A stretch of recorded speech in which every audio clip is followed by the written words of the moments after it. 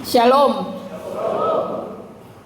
Kekasih Tuhan sekalian, kita boleh bersyukur bahwa Tuhan telah menolong, mengawal, melindungi kehidupan kita sampai hari ini. Artinya kita mengakui bahwa Tuhan sendiri adalah gembala yang baik. Bacaan kita ditulis oleh Nabi Yehezkiel. Ini terjadi pada abad ke-6 sebelum Masehi, masa pembuangan. Dalam kondisi di mana umat Israel harus diserak oleh Tuhan, mendapatkan hukuman Tuhan melalui pembuangan. Dan itu terjadi karena para pemimpin yang disebut sebagai gembala oleh Yehezkiel melakukan kehidupan, tindakan, pelayanan yang tidak berkenan di hadapan Allah. Para pemimpin yang dimaksud di sini ialah baik itu raja, baik itu para imam maupun bahkan para nabi. Kita tahu bahwa pada zaman Nabi Yehezkiel, Yesaya, Yeremia, hanya beberapa nabi-nabi saja yang takut akan Tuhan dan sungguh-sungguh menyuarakan suara Tuhan. Sedangkan ada beberapa nabi-nabi, mereka diberi istilah nabi istana. Artinya, apa yang mereka suarakan sesungguhnya bukan suara Tuhan, tetapi hanya untuk menyenangkan para raja agar mereka tidak mendapatkan kecaman atau fasilitas lainnya.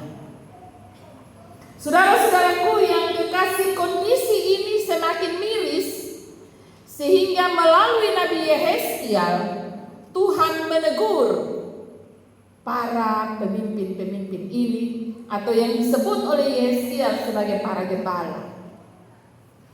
Ada sebuah kritikan keras yang disampaikan oleh Nabi Yehezkiel yang menjadi nas pembimbing kita tadi.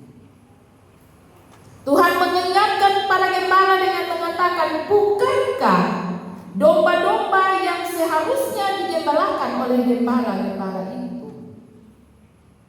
Tuhan mengingatkan para pemimpin akan tanggung jawabnya.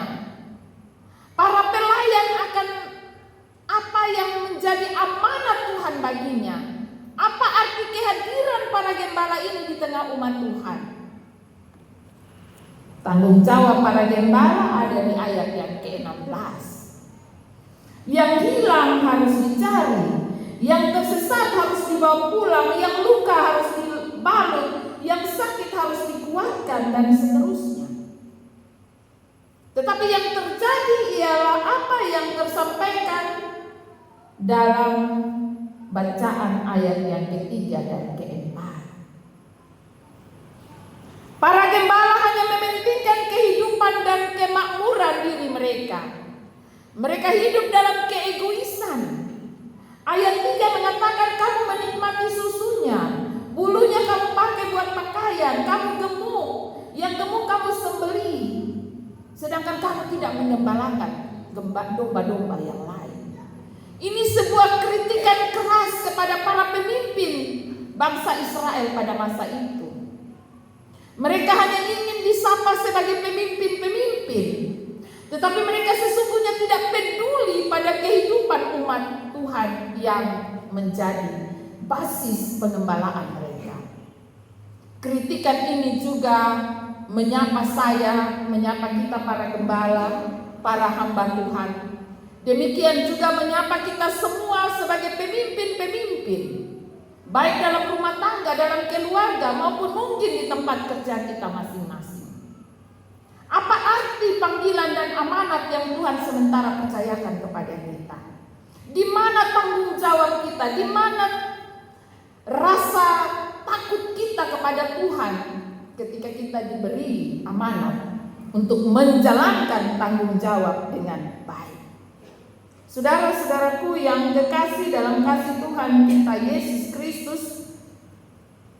Maka dengan demikian, dalam bacaan ini kita menemukan ada ancaman yang Tuhan beri melalui Nabi Yehezkiel. Tuhan mengingatkan bahwa gembala-gembala yang demikian akan berhadapan langsung dengan Allah Sang Gembala Agung. Saudara-saudaraku yang kekasih, saya ingatkan sekali lagi, bacaan ini mengingatkan kita bahwa gembala-gembala yang demikian akan berhadapan langsung dengan Sang Gembala Agung. Itu yang pertama. Yang kedua, Allah mengingatkan bahwa ketika terjadi kegagalan pelayanan, maka domba-domba akan tercerai-berai. Dan karena itu Allah mengambil alih segala tanggung jawab pelayanan untuk mengembalikan domba-domba yang tersesat, untuk menolong domba-domba yang terhilang, dan untuk membalut domba-domba yang terluka. Saudara-saudaraku yang kekasih, teguran keras ini terjadi karena pada masa itu ada gembala-gembala palsu yang menyembelihkan domba hanya untuk dirinya sendiri, untuk keegoisannya, untuk kesuburannya, untuk kesenangannya, dan tidak menjalankan tugas, yaitu memberi makan dan memberi keamanan bagi gembalaannya.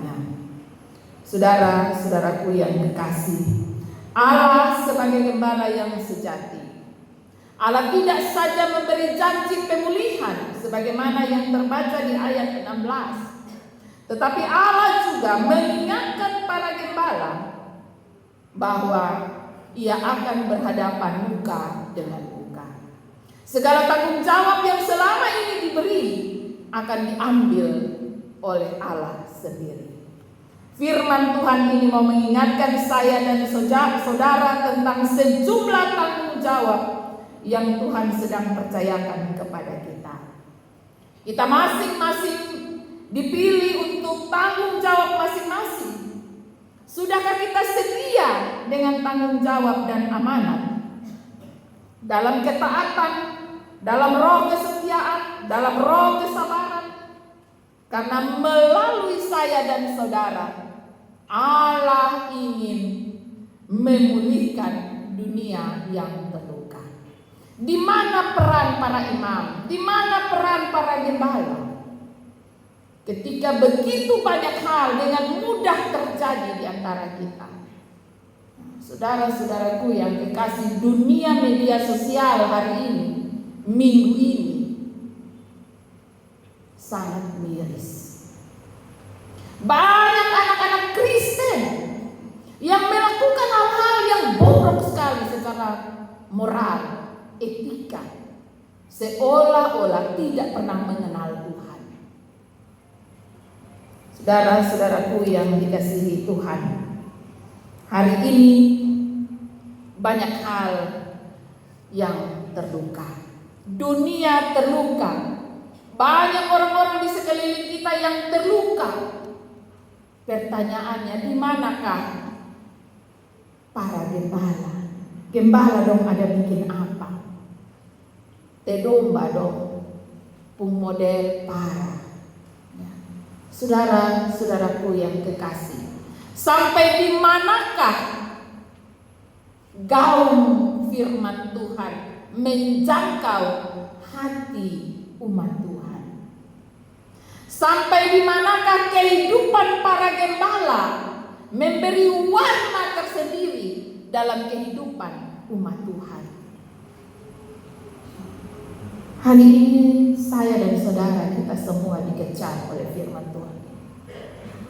Firman Tuhan melalui Nabi Yehezkiel sungguh keras mengingatkan saya dan saudara akan panggilan kita, akan tanggung jawab kita sebagai orang tua di rumah. Sejauh mana tugas pengembalaan yang kita terima dari Tuhan bagi seisi rumah kita. Ketika anak-anak kita ada di luar sana, seperti apa mereka di luar sana?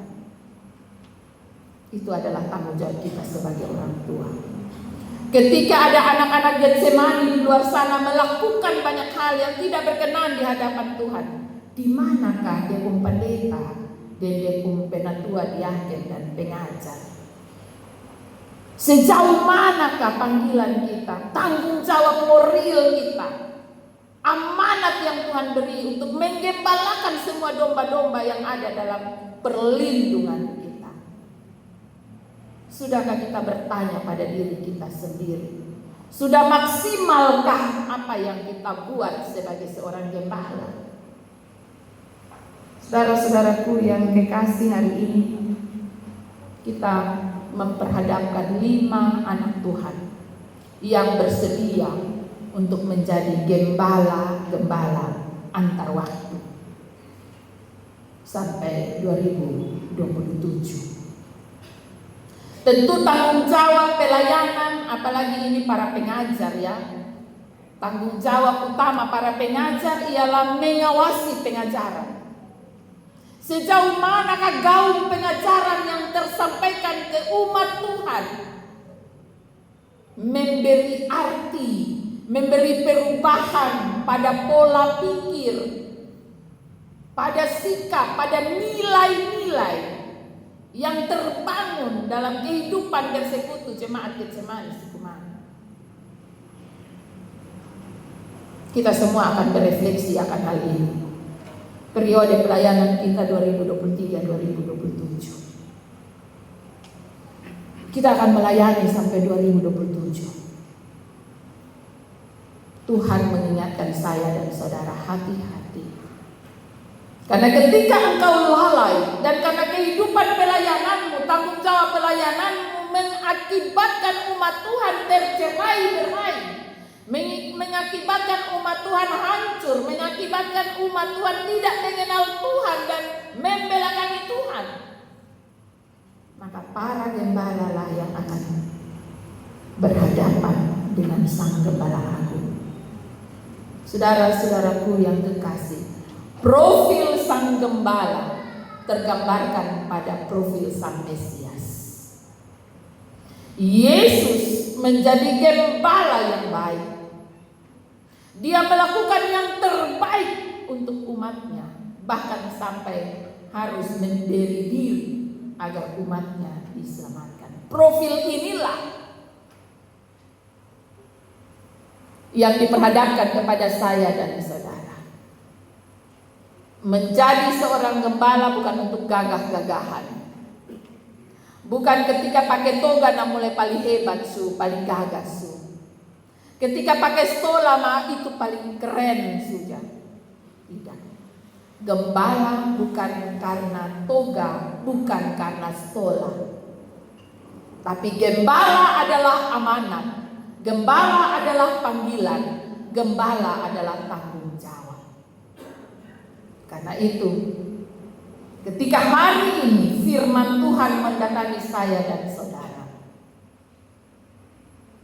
kepada kita diingatkan akan panggilan kita. Kita kembali menjadi gembala dalam sebuah persekutuan bergereja. Kita menjadi gembala dalam sebuah persekutuan di rayon, di kategorian. Kita juga menjadi gembala di rumah kita masing-masing. Jadilah gembala yang baik, agar dunia yang terluka dapat dibalas. Kehadiran para gembala, arti dari para gembala menolong kehidupan persekutuan bersama, sehingga saya dan saudara akan berjalan bersama dengan Tuhan Sang Gembala Agung. Kiranya Tuhan memberkati firman-Nya. Amin.